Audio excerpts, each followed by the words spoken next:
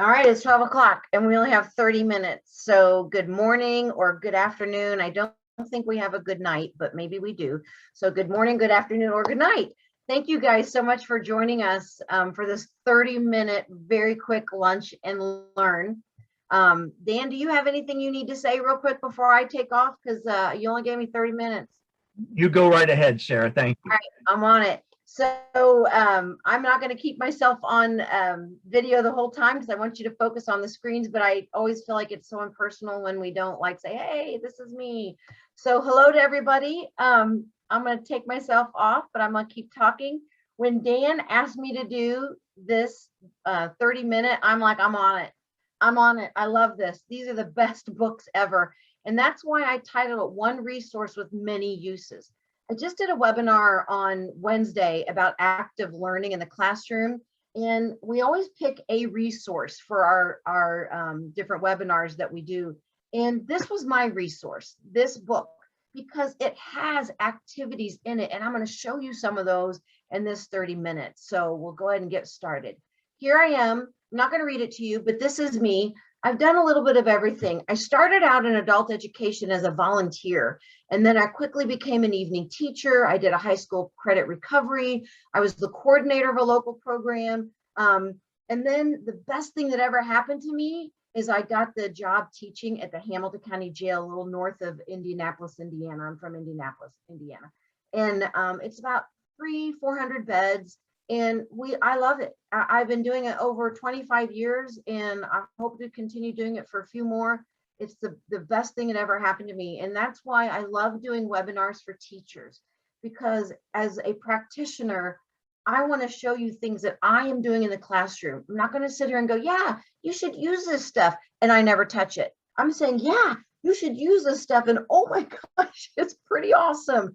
And here's some things that I do. So 30 minutes, I'm just going to introduce these books and show you some things, and I hope you enjoy them and use them as much as I do. Oops.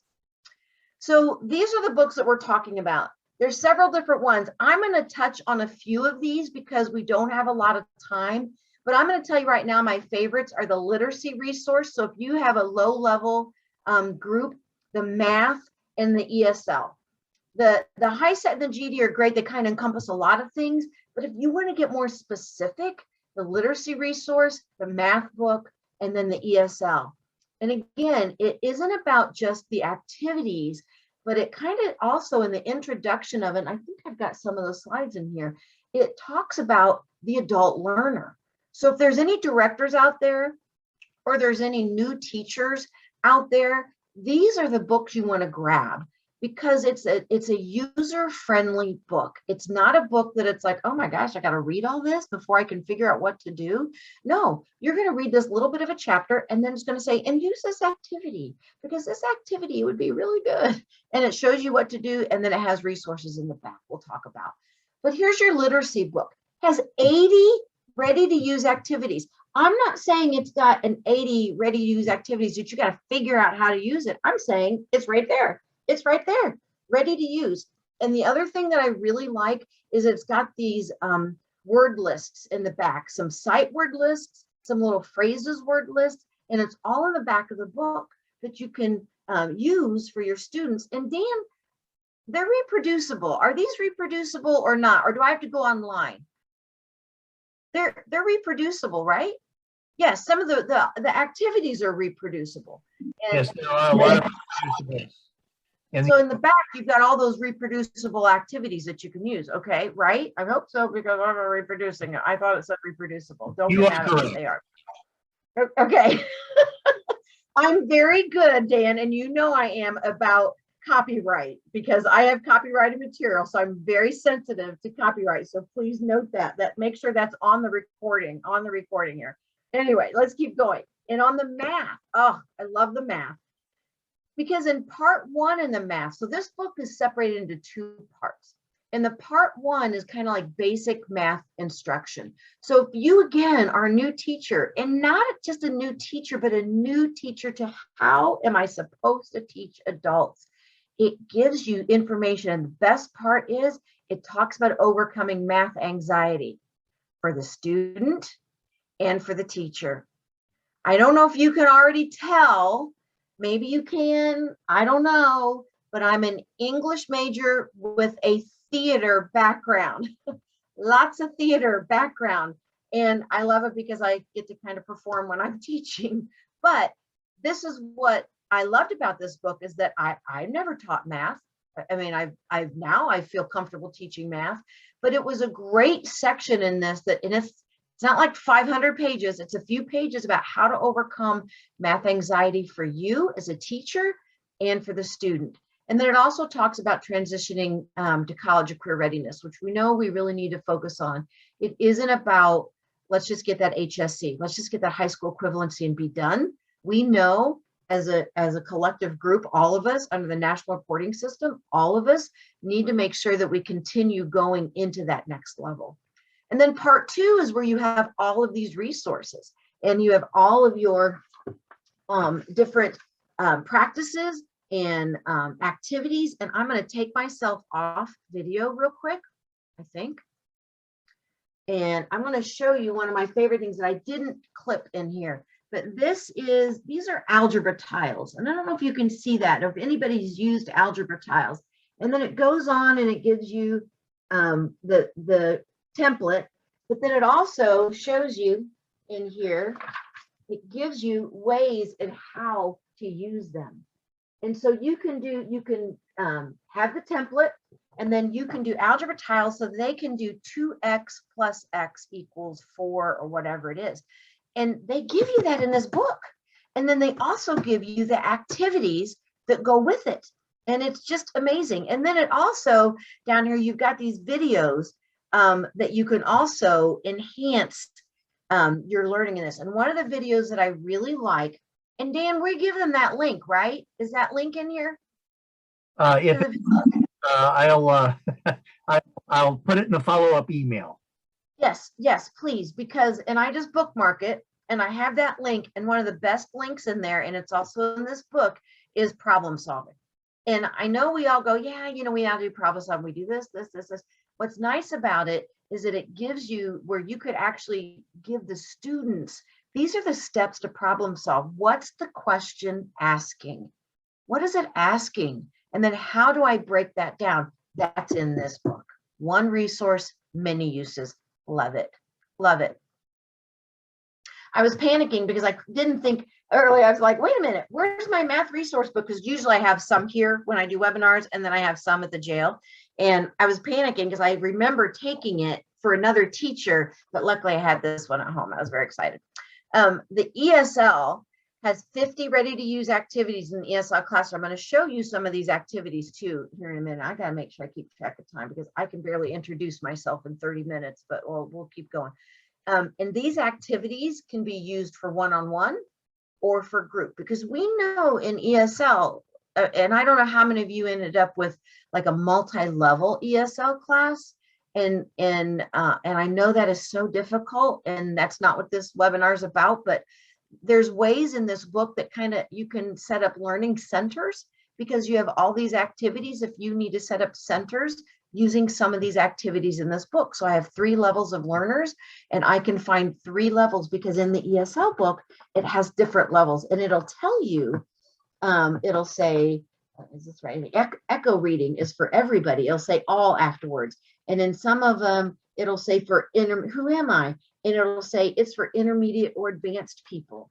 And then you can go to another one and it'll say for high beginning people. And then go to another one and it says for beginning. And I just flipped through this book, and that's what it is. And you can go through and find those different levels. And those are activities that I was looking at. And I'm going to show you foam balls here in a minute. And then the other is that I pulled out was echo reading. And you could have these learning centers set up for your 3 levels of learners, and your activities are already done. And I don't have to think about it. I don't have to worry about it. And what I also love about these books, because I'm one of those people that is, give me an idea and at least get me started with an idea or the activity. And then from there, I can edit it. I can make it work for me, because I learned a long time ago as a coordinator. I was showing one of my teachers a how to do learning centers, and it was great. She had a class of 27 students when our classes were huge back then. And she had 27 students, and she set up learning centers, and she had some technology and some different books and some different activities, and we incorporated learning styles, and it was great. At the very end of that 3-hour, 2.5-hour class, she comes up to me and she said, Sarah, this was great, and I really appreciate you helping me do this, but I want you to know that was your style, not mine. And I'm always very careful to remember that. Take this information, take these books, and turn them into what works for you with your number of class, with your number of students, what your classroom looks like. How does your classroom look? Can I even set up learning centers? Do I have technology in there?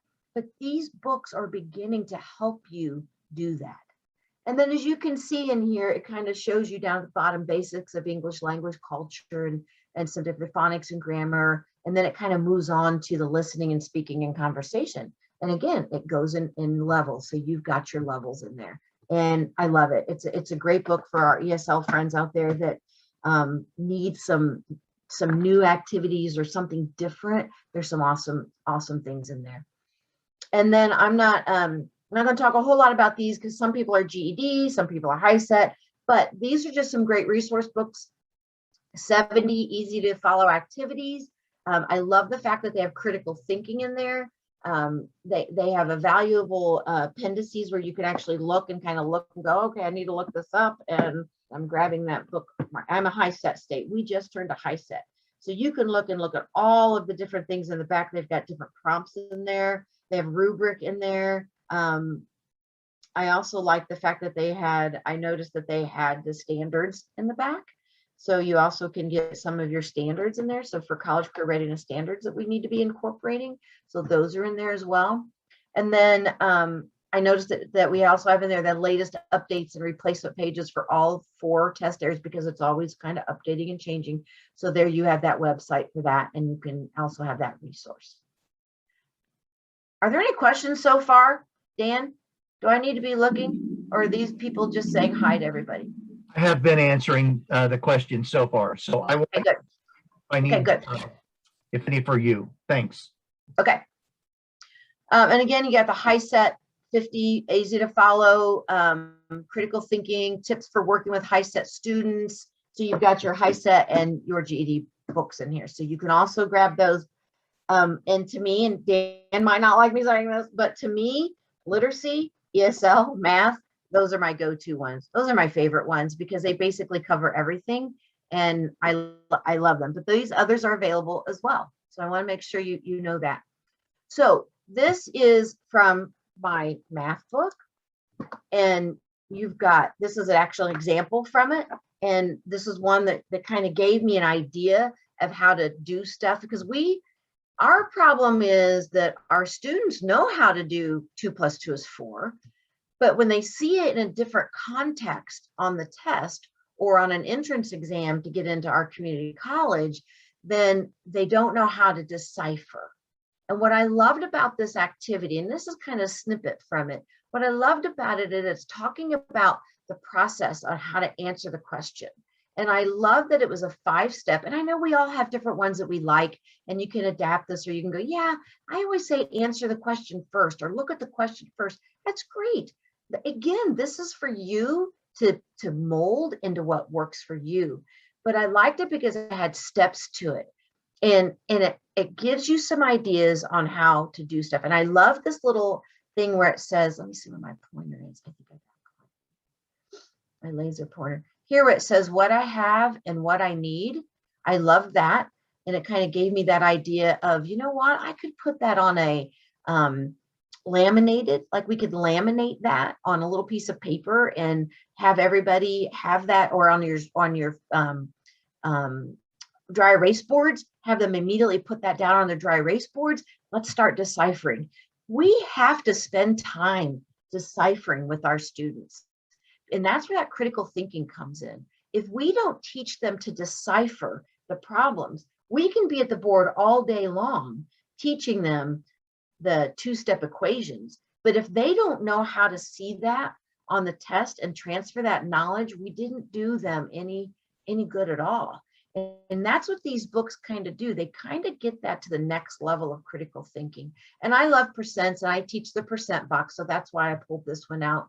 I like the suggestion part. I still have my right here. Use this process with word problems to get students used to analyzing problems and thinking about them before they solve them.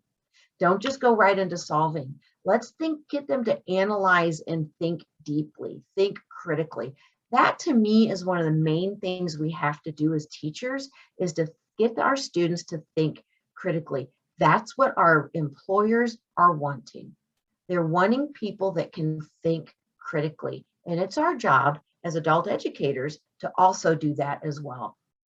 Let me get this guy off. And this one is from our,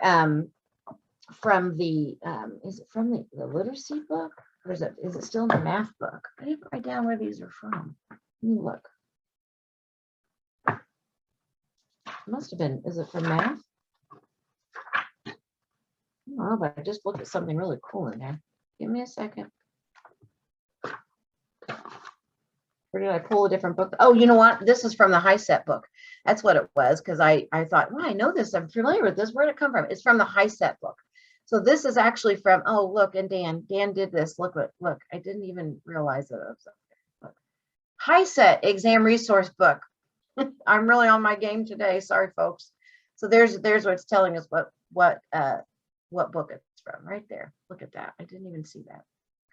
But this is from the high set book. I love to teach Punnett squares, and I've always taught it one way. But then when I started looking at that high set book, because again, we are newly to high set just in the last couple months. So I started looking at this, and it gave me a different way. This is an activity, it gives me my purpose, gives me the method, it gives me a Punnett square, and there are Punnett square templates that you can have. I think there were I have my own Punnett square templates, but there are Punnett square templates in there, and I'm a firm believer that we need to be teaching that. That was one of the only times I got a really good grade in biology in college, because I just, for some reason, loved genetics. But it gives you some great ideas on how to do it. But what I also liked about it too, and I think it was actually down on the next page as well, is it talks about the percentages, and it gives you it's showing how, what is the percentage of people who have brown hair? What are the percentage of people that have no dimples? And we've got to talk about those as well and show them how to do that. So that was just an example from the high set book. And again, from my understanding, and again, this is from the high set, and I know it's on the GED as well, lots of bars, circles, line graphs, and how to read those circle graphs and how to manipulate them and how to use them. So that's why I pulled one of these out. I just wanted you to see that it gets the activity. And I always laugh. Look at number 6. Number 6. Where's my pointer? Look at number 6. Ask students for their count for each month and enter this information in their table. I always love it when they tell you to, you're asking. There's other ways you can do that instead of just asking the students. Ask students why we use graphs instead of additional. Could we throw some graphs up there and say, what kind of graphs are these? When might you see them in sports? When might you see them in? To me, this is a template for me to manipulate, for me to be more creative with. But I don't have time oftentimes to think of things like this on my own, but I can grab these wonderful resource books, One Resource, Many Uses, boom, I'm done. I've got them right there. And now I can create whatever I need to do from this activity. And it saved me a lot of time from having to worry about having to figure it out. They've already done it for me, but I can ask students for the temperatures for each day and record the date in the table. I might not do that. I might do something a little different, but at least it gave me a template for an activity.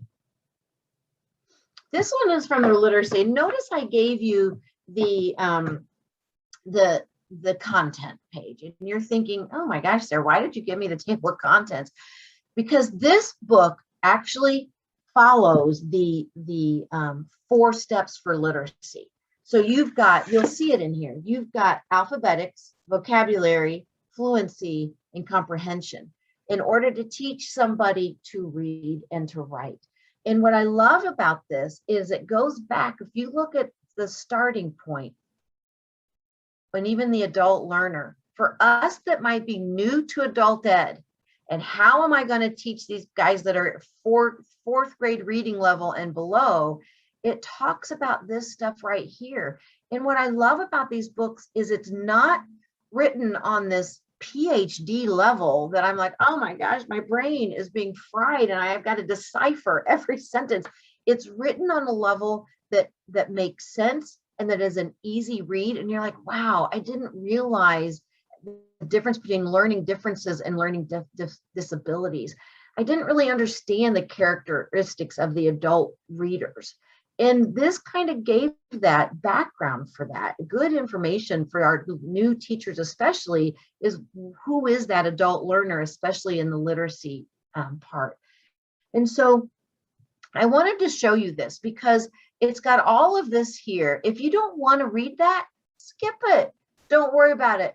Go to the choosing materials part. Go to the language experience approach, which I don't know if any of you have heard about the language experience approach. I think I put that one in here. But it really is a great way to teach people to read, and they talk you through how to do it. They give you suggestions on things to ask them on how to build that language experience approach. And then they give you all these activities. Look at that. Activities 7 through 13 on language experience, how to develop fluent readers, which means I can read fluently. I can read without hesitation. I could read without stopping. And then I have all of these activities. The duet reading and the echo reading are some of my favorite. I also like alternate reading. I also like phrasing. Okay, I like all these. Okay, forget that. I love all these. All of these are my favorite for that. So forget that I don't have favorites. And then you go into the alphabetics and sight words, and they have that whole list in the back. Remember we talked about earlier? And then they go into phonics. Now here's the deal. Sometimes if you've got a 30 or 40-year-old learner and they still are not reading very well, chances are they were taught to read through phonics. And as we know, as adult educators, if they didn't get phonics, they don't have that auditory sense. And so that's why they also have, and I didn't show it in here, but they also have things for sight words and how to do sight words and lists and vocabulary. And it's a great resource. And those are in the back of the book. So you also have those activities in there. So here's my language experience approach.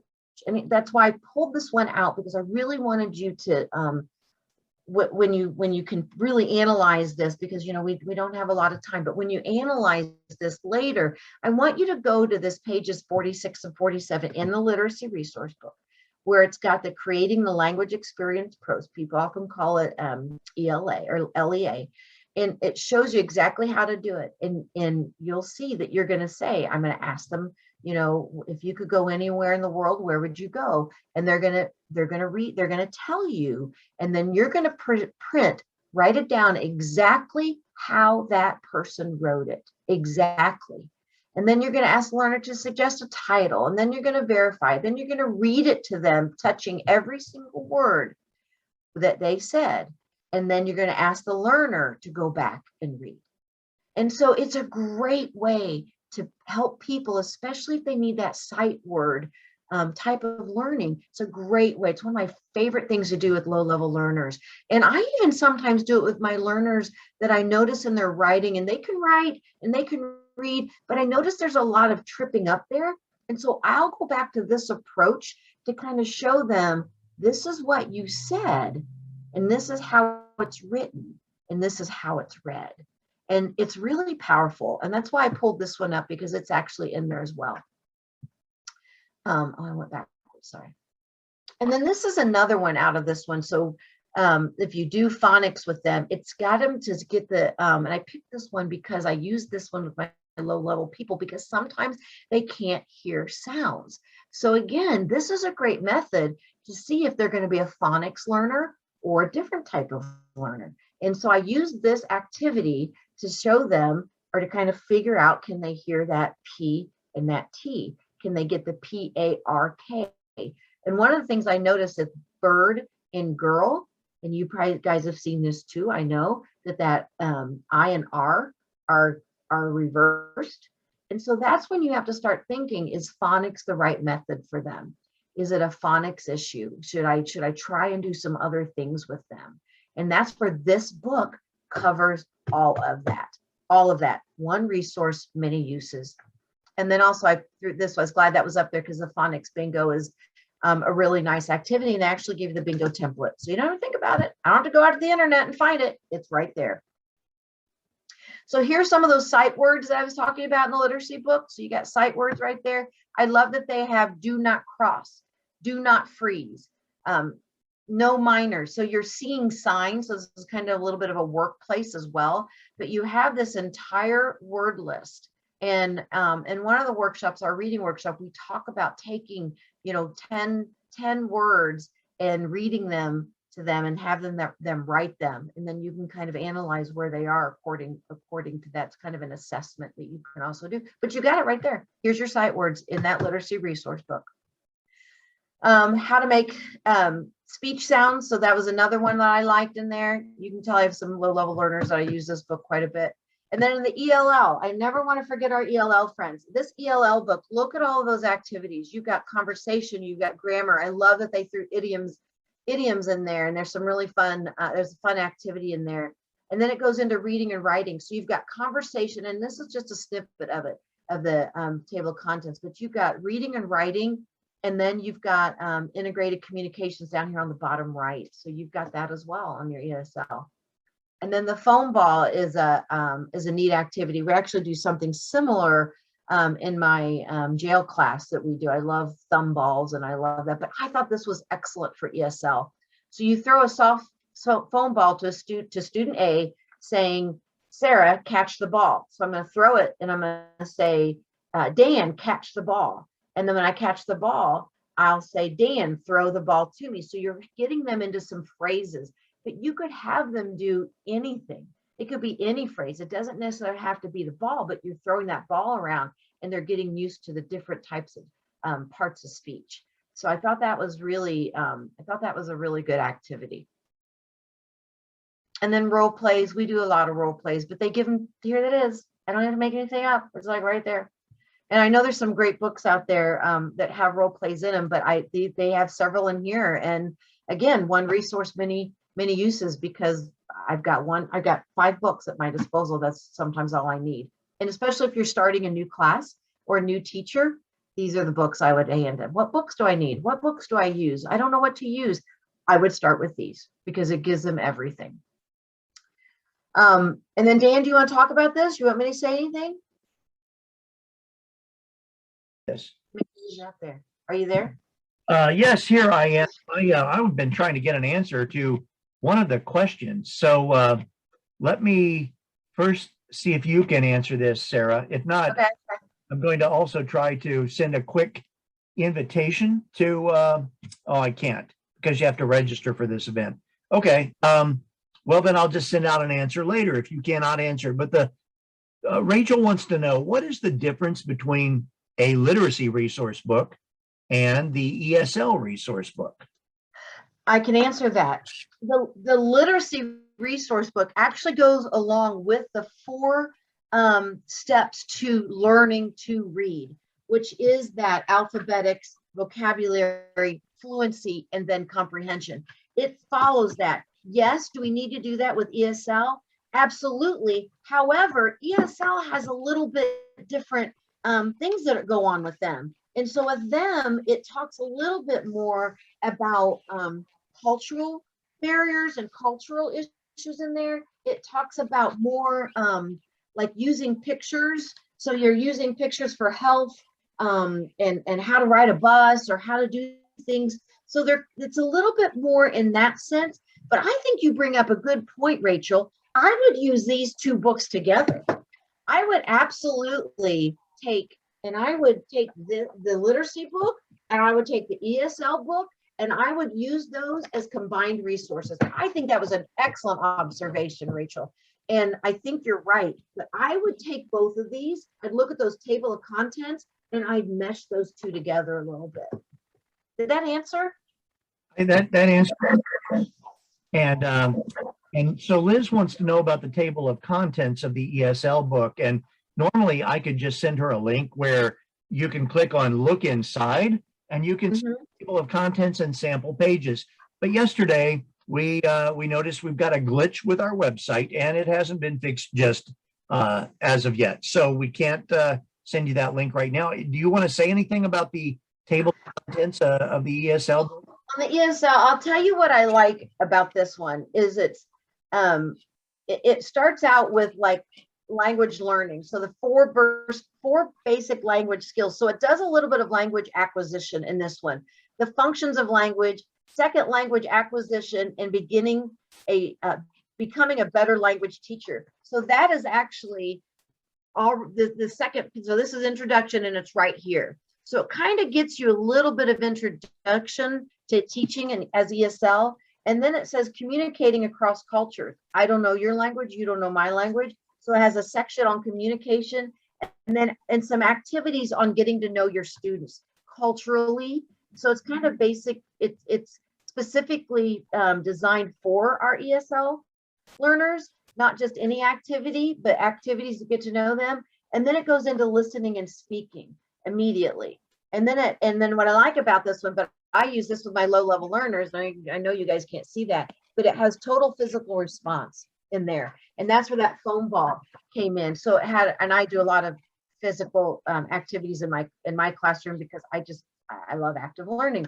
And but they have the total physical response. How can I make my body move to understand the letter A, or to say A is for apple, and get your body moving in order to understand the language. So that's just the first page of the ESL, and then it goes on to reading and writing, integrating communication activities, and pulling it all together. And then it has a ton of resources and templates in the back. Thank you, Sarah. Thank you. And I haven't seen any other questions come in. This particular series is on sale every month. New Readers Press has two promotions, one at the beginning of the month and one that we call a mid-month promotion. And so right now for the month of, what are we? It's still in October, right? October. This series is on sale for 10% off, as well as these other teacher resources that are shown. There's a link there where you can go to newreaderspress.com/find-sales-rep, and you can locate your New Readers Press representative to ask any questions, to ask about quotes. There's also an 800 number. So this concludes today's webinar, but I will pause for a moment. If there are any other questions, I'll still take them before I end the webinar. And as you're pausing and they're answering, I'm just going to emphasize one more time. I just mentored 2 new teachers at our work release center, brand new to adult ed. And I said to the, who was the program director of them, I said, you've got to buy these books for them. You've got to buy it. They were like, what do we use? I don't know what to do. I don't know where to start. Oh my God. Okay, well, let's just start here. Boom. Start here. Start here. And so she ordered a set of the books for these new teachers. And I said, and start at the beginning and just get to know the adult learner. So I can't emphasize that enough. They just really are a great way to start your life in adult ed. Thank you, Sarah. What's coming in now are just thank yous. And so I appreciate everyone's time today, and watch for my message to be sent out no later than Tuesday, most likely Monday. Thanks again. Thank you, guys.